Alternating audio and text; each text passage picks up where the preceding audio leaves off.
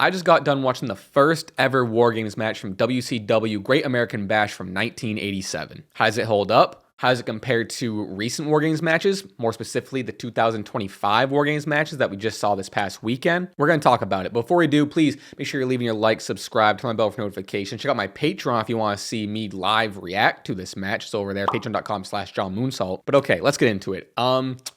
The original's better. Thank you for watching, everyone. I appreciate it.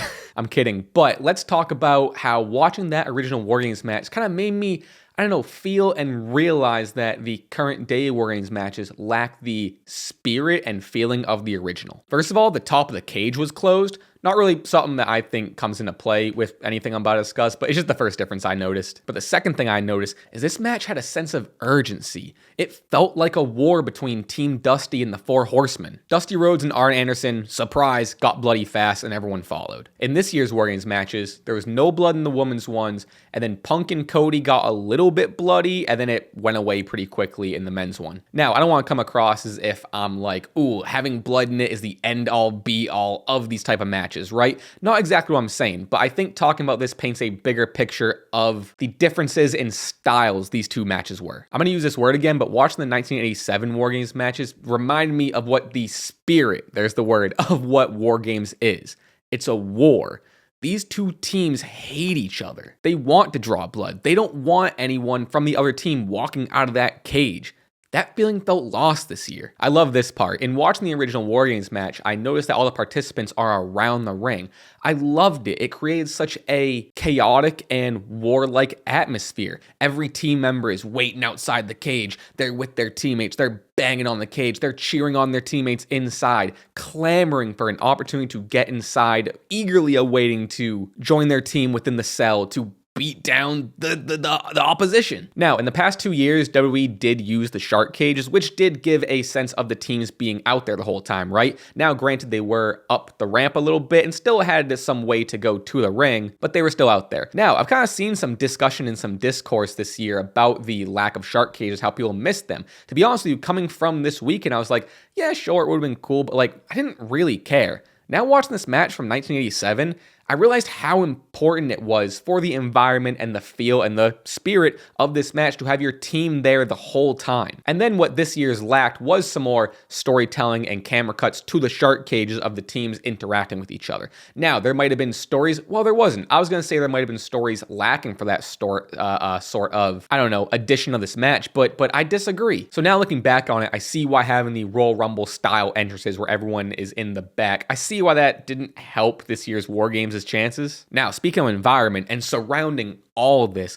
the crowd is white hot. They're on fire the whole time, and the crowd just isn't like that anymore. And again, I hate to be like, it's not even back in my day, this is 1987, but I hate to always just be like, back in the day, whatever, but the crowd added so much. Now, sure, grain of salt, this was the first time this match type was happening. It's the first time the audience was experiencing something like this in wrestling. So sure, they'll be a little bit hotter or louder or crazier for this. However, the environment they were still in still added to this atmosphere. Just watching the video, I could tell that it was claustrophobic, and it made the environment seem a little more grimier, and everyone was pushed together watching this war and this battle. The environment felt appropriate for a war. A quick note about the commentary team, they were fantastic, screaming in shock and awe at every single hit or big move or seeing someone bloodied. Again, they were reacting as if they were seeing a war. And again, all that I just mentioned are feelings that lacked this year. The most impressive part that I took away from watching the original WarGames match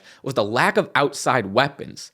The cage was the weapon. The fact that you were trapped inside with someone that wants to brutalize you and you might be outnumbered, that was the weapon. Now, yes, Ric Flair being Ric Flair did use someone's attire. It had like spikes on it and like he used it on someone to bloody them up. That's Ric Flair. But that was it.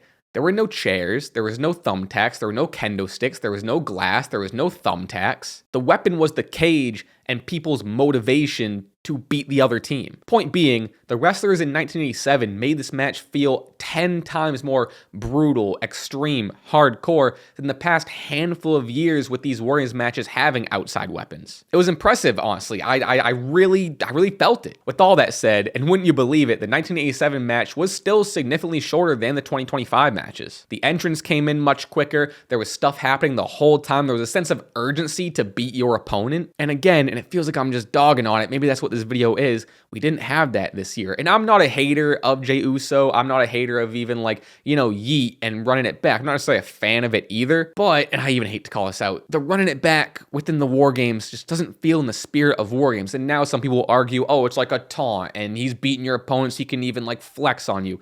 I don't think that's the case. It took out the seriousness that the spirit, I'm gonna keep using that word, that WarGames should have. The final distinction I'll highlight here before it really sounds like I just turned the camera on to whine and complain is that there were no pinfalls allowed in 1987 in this WarGames match, not in the entire year of 1987. The only way to win was by submission or to make your opponent surrender.